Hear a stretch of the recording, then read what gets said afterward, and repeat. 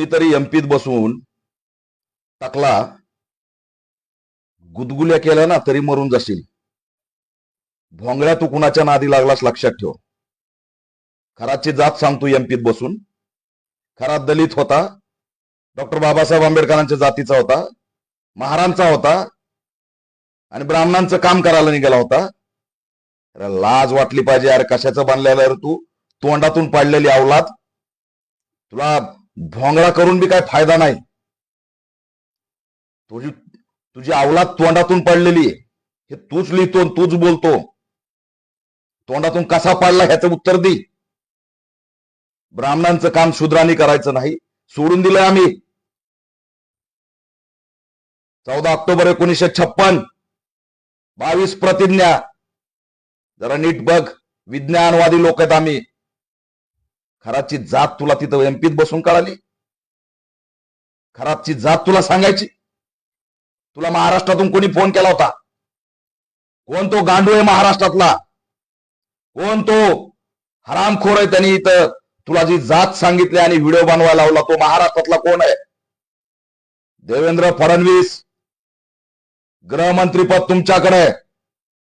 याद राखा, या जर भोंगळ्याला अॅट्रॉसिटी ऍक्ट अंतर्गत कारवाई करून जर महाराष्ट्रात आणलं नाही तर याचे परिणाम तुम्हाला भोगावे लागतील.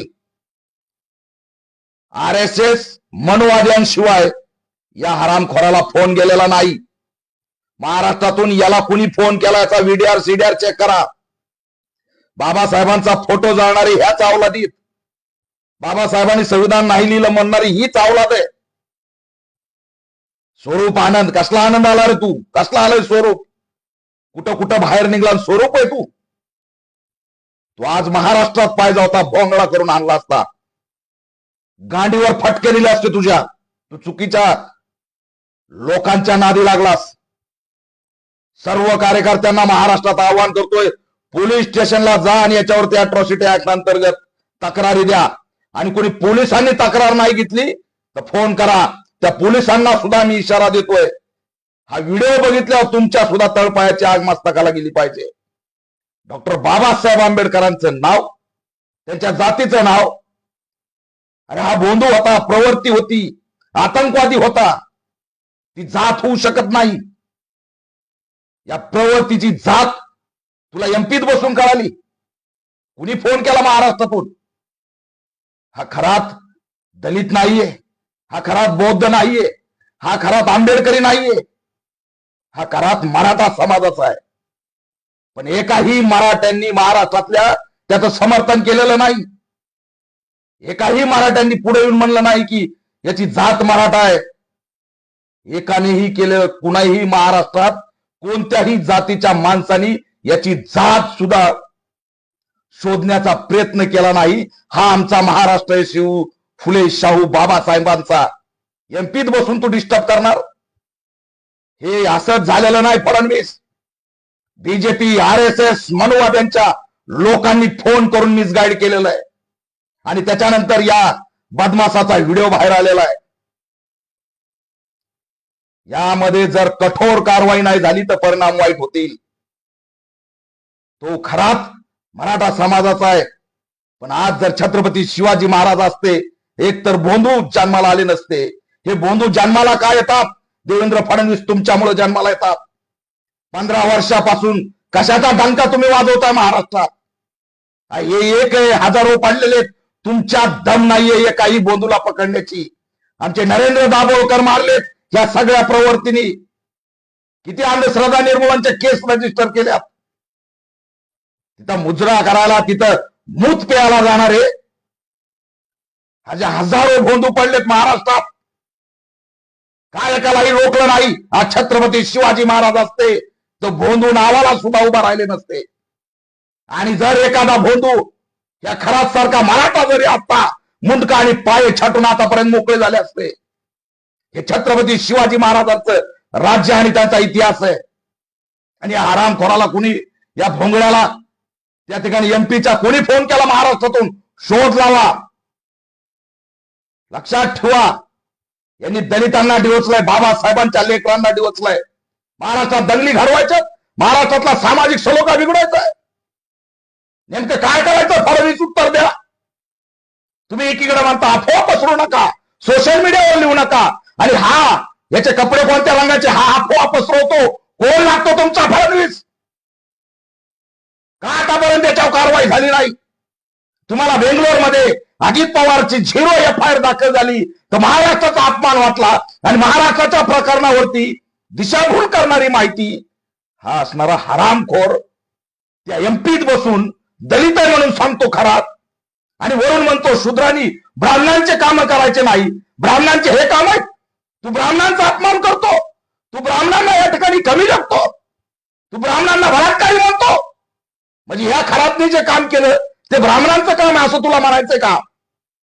लाज वाटली पाहिजे असल्या या मानसिक रोग्यांना, ज्यांचा मेंदू सडलेला आहे, घाण वास सुटलाय. चला एमपीत बसलाय पण महाराष्ट्रात वास सुटलाय. नागडा करून मारला जाईल. जर फडणवीस गुन्हा दाखल नाही केला तर मग आम्हाला एमपीत घुसावं लागेल. आता नाही वाटत महाराष्ट्राचा अपमान, एमपीतला माणूस महाराष्ट्रातली बदनामी करतोय, ब्राह्मणांची बदनामी करतोय, शूद्र त्या ठिकाणी असणार शूद्र म्हणून आंबेडकरवादी बौद्धांना हिणवतोय. येताना तुम्ही दीक्षाभूमीला, करताना तिथं भाषण. कोण आहेत आम्ही? भोंदूचं एकही केंद्र आमच्याकडे नाही. आम्ही विज्ञानवादी गौतम बुद्धांचे अनुयायी आहेत. घाणीतून बाहेर काढले बाबासाहेबांनी आम्हाला, घाणीतून रोगातून बाहेर काढलंय. आम्ही उपकार मानतोय की आजच्या या परिस्थितीत आम्ही एकमेव विज्ञानवादी आहेत, आणि आमच्यावर बोट दाखवताय.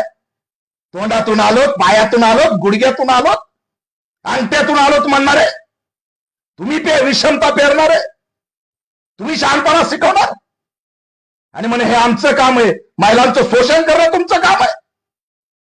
खरात हा जातीने कुणी असला तो भोंदू आहे, ती प्रवृत्ती आहे, ती जात होऊ शकत नाही. महाराज असते तर आतापर्यंत छाटून टाकलं असतं, त्यांनी कुणाला सोडलेलं नाही. हा महाराजांचा इतिहास आहे, हा महाराष्ट्राचा इतिहास आहे. भोंदू निर्माण झाले याला कारणे मनोवादी आहेत, भोंदू निर्माण झाले याला कारणे RSS आहे. RSS मुळे भोंदू निर्माण झालेत. कोण फिरतो बागेश्वर इकडं, कोण आणून त्याला प्रचाराला उभा करतं? चिठ्ठ्या वाचून भविष्यवाणी दाखवणारा भोंदू नाही तर कोण आहे? उत्तर द्या. या जर स्वरूप आनंद टाकल्या भोंगल्याला जर लवकर महाराष्ट्रात अटक करून आणलं नाही तर या आद्राका फडणवीस याचे परिणाम राज्यात दिसल्याशिवाय राहणार नाहीत. आम्ही घोटून जर त्या ठिकाणी पॅन्थर काय असतो दाखवला ना तर मग असणारं बोंबलत बसू नका. तात्काळ कारवाई झाली पाहिजे. मोठा संताप आहे आंबेडकरी समाजामध्ये. डॉक्टर बाबासाहेब आंबेडकरांच्या जयंतीच्या तोंडावरती महाराष्ट्राचा सामाजिक सलोखा बिघडवण्याचं काम होतंय. जाहीर करा, सरकारी प्रेस नोट करा, हा खरात कोण आहे. आज सगळे बऱ्याच ठिकाणी दलित आंबेडकरी, अरे लोकांना तुम्ही जात सोडायला लावली या महाराष्ट्रात. नराधमाची जात नसते, भोंदूंची जात नसते, आतंकवाद्यांची जात नसते. हे समाजकंटक असतात, ह्या प्रवृत्ती असतात. त्यांना ठेचायचं काम गृह विभागाचं आहे, पण तुम्ही ठेचू शकले नाही. तिथं जाऊन असणार मंत्रिमंडळ, अर्ध मंत्रिमंडळ मूत केलं. लाज वाटायला पाहिजे. हे सगळं नाकाखाली सुरू होतं. काय प्लॅन केलं काय नाही तुम्हाला माहिती. आम्ही जर बोलायला लागलो तर सगळं एक्सपोज करून टाकू. पण तुमचं राजकारण तुमच्याकडे ठेवा, आम्हाला त्यात पडायचं नाही. भोंदूगिरीला संपवणारी आमची औलाद आहे. माणसाला माणुसकीचा धर्म दाखवणारी आमची औलाद आहे. अस्पृश्यता या ठिकाणी गाडून टाकणारी आमची औलाद आहे. स्त्रियांना मुक्ती देणारी आमची औलाद आहे. डॉक्टर बाबासाहेब आंबेडकरांमुळे हा देश एक संध आहे. त्यांच्या विज्ञानदिष्ट असणारा विचार जिवंत आहे म्हणून देशाचं अस्तित्व आहे. आणि या भोंदूला दलित म्हणून जर आनंद स्वरूप एमपीत बसून बाबासाहेबांना जर डिवचत असेल तर याला सोडणार नाहीत. घाट पॅन्थरशी टाकल्या भोंगल्या, तुला जर पळू पळू नागडा करून मारलं नाही ना तर महाराष्ट्रातला पॅन्थर म्हणून आम्ही नाव सुद्धा लावणार नाही. तू फक्त गाठ, तुझी गाठ जय भीमवाल्याची आहे. चुकीच्या ठिकाणी हात घातलास, हातासकट उकडून काढू, लक्षात ठेवू. त्याला महाराष्ट्रातून कोणी माहिती दिली त्याचा VDR CDR पुढे आला पाहिजे. हे उगच घडलेलं नाही. कोण तो हरामखोर वळवळणारा इथं बसलाय. आता ब्राह्मण महासंघ गप्प काय का ना याचा निषेध केला नाही स्वरूप आनंदचा. की तो म्हणतो हे जे खरातनी काम केलं ते आमचं काम आहे, तुम्ही समर्थन करताय, तो बलात्कार करतोय, लोकांना लुटतोय, हे कसं काय काम असू शकतं कुणाचं? ब्राह्मण महासंघ गप्प का? आम्हाला शूद्र म्हणून हिनवलं, पण ब्राह्मणांचं काम काय सांगितलं त्यांनी? तुम्हाला राग काय येत नाही? दिशाभूल करणारी माहिती या नराधामाने दिलेली आहे. याला असणाऱ्या तात्काळ अटक केली पाहिजे. अॅट्रॉसिटी ऍक्ट अंतर्गत गुन्हे दाखल झाले पाहिजेत. कार्यकर्त्यांनी याचा व्हिडिओ लिंक आणि त्या ठिकाणी तक्रार घेऊन पोलीस स्टेशनला द्यावी आणि तात्काळ सुमोटो पोलिसांनी याच्यात गुन्हा दाखल करावा. वेगळ्याच ठिकाणी तुमचा सुमोटो चलतो राजकारणासाठी. तर काय कुठं जातो तुमचा सुमोटो? कुठे पोलीस महासंचालकाची समिती? अधिवेशनात कुणासाठी बोलले होते तुम्ही की सोशल मीडियावर अफवा पसरू नका? याचे कपडे विशेष आहेत म्हणून याची अफवा तुम्हाला चालती नाही? बाहेर राज्यातला आहे म्हणून धरायचं नाही? महाराष्ट्रातल्या पोरांसाठी तुम्ही सोशल मीडियावरती ऍक्ट काय मध्ये बदल करायला निघालात. आणि हा कोण आहे? फडणवीस हे कोण माणसं आहेत हे तात्काळ धरले पाहिजेत. अन्यथा महाराष्ट्रामध्ये या ठिकाणी आम्ही रस्त्यावरती उतरल्याशिवाय राहणार नाहीत हा इशारा देतोय. कायदेशीर कारवाई करा. भोंगळा करायला तरी काय येते, तोंडातून पडलंय म्हणतंय, काय भोंगळा करावं, पण ठोकणार म्हणजे ठोकणार.